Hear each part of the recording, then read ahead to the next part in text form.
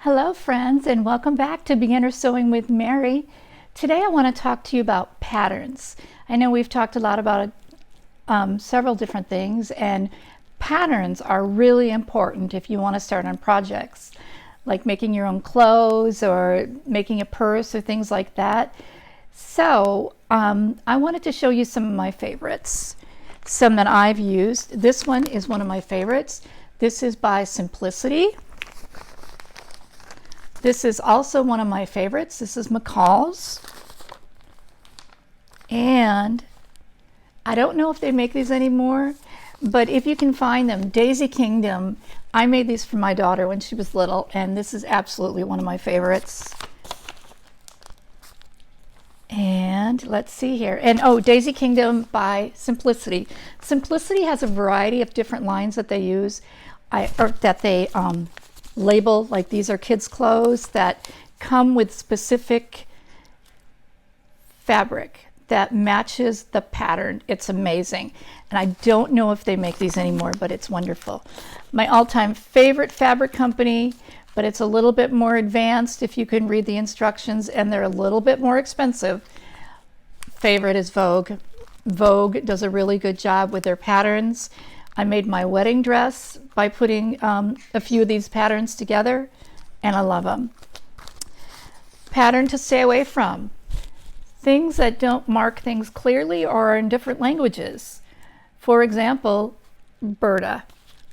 Burda pattern, it must be, I'm not really sure where the company is based out of, but it says Germany. Okay. And I speak German. I studied German, but I still have trouble with these patterns. So anyways, if you're a beginner, I would stay away from these. If you know a little German, you might want to try these. Another one I wanted to show you is the So Simple patterns.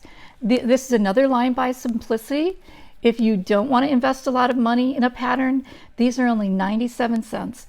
And I don't know if they've gone up since I bought this one. I bought this one fairly recently, but I'm not sure where you can get these, but I think I might have gotten this at Hobby Lobby.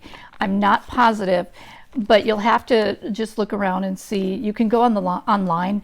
That's what I do with a lot of my patterns, is I go online and I get them from different places.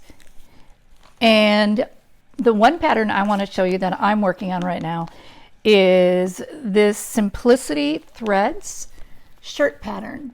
I want to make this shirt. I already have the fabric for it. So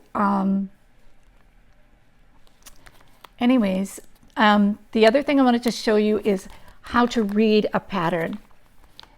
Sometimes they're complicated. When you look on the back, we're going to start on the top. First of all, you're going to see a number. Every pattern has its own number. And when you go to the fabric store, now some stores have these and some stores don't.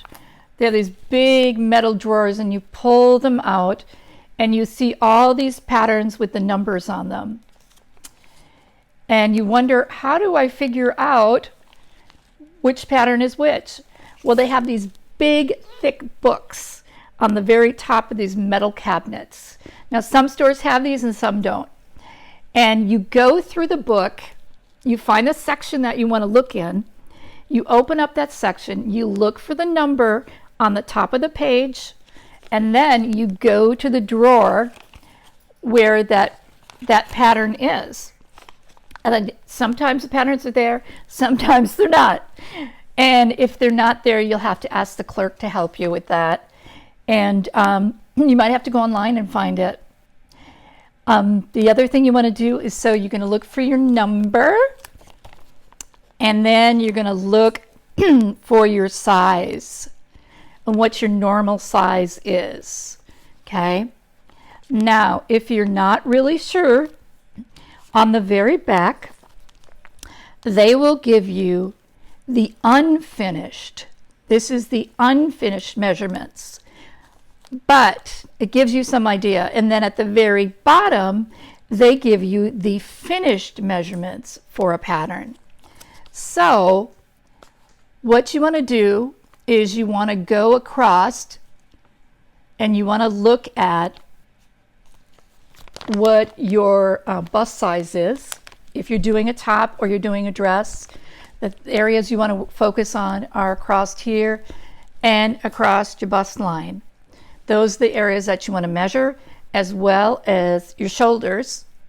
So tip to tip on shoulders, cross here right from where your armpit starts, right there, and then right on your bust line. And you're also going to want, if you're doing a top with sleeves, you're going to want to measure all the way to where you want your sleeve line. And that will give you the exact number that you should be using for your pattern. So let's say I am this size, 38 in the bust, waist 30, that's about right, you know? So you go all the way down and it says, then you would use a size 18. The next thing you would do is go down a little bit further, and I know you guys can't, it's going to be reversed on the camera, so I'm going to have to do some slides for you. That's going to tell you how much fabric you need. Okay, so you got your fabric amount. Now, sometimes it's down here and sometimes it's right up here. It's going to tell you everything else that you need. So like this says, it says a soft, lightweight cotton and cotton blends, silks or silk, cashmere. And this tells you the type of fabric that you'll need. And then it says threads to match. So you would get the thread color that you need, of course, to go with the garment. And then sometimes if it's a let's say you're doing a sheer fabric with something underneath it, it will tell you down here what else you'll need, or up here.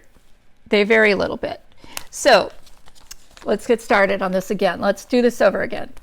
So we're going to look at this pattern. Usually it'll have an A, B, C, D on here, right? And E. Yep, there's E. Then you go in the back and you look at the pattern that you want to do. Okay, do I want to do this one, or this one? And then you read across here and you see which pattern do you want to do. It's going to be, for some reason it's going to be reversed on there, I believe. So I'll go ahead and post some slides too to go along with this, and then I hope you enjoy. I hope that was helpful, and if you have any questions, you can always email me. Don't forget to like and subscribe underneath, and have a beautiful day.